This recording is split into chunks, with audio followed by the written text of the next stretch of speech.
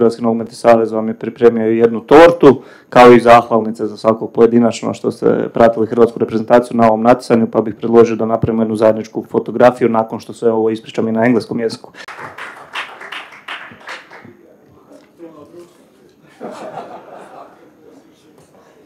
Da bude. Odi Srđane. Ja najstariji. Ja mislim da tu, ako nije kolega Gabelić na sredini, onda... Majo, tebe ćemo samo zamoliti da to... Može. Samo da dođete, dođite gore svi. Ja najstarijeg ovo što se oprašta na ovaj... Edine, ajmo gore. Hvala lijepo.